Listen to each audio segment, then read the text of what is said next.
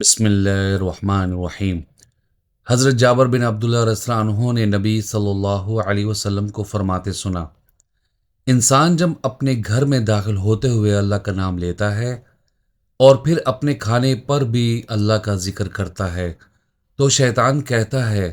تمہارے لیے یہاں نہ رات کا کوئی ٹھکانہ ہے اور نہ رات کا کھانا۔ اور جب انسان داخل ہوتے وقت اللہ کا ذکر نہ کرے تو شیطان کہتا ہے تمہیں رات کا ٹھکانہ مل گیا،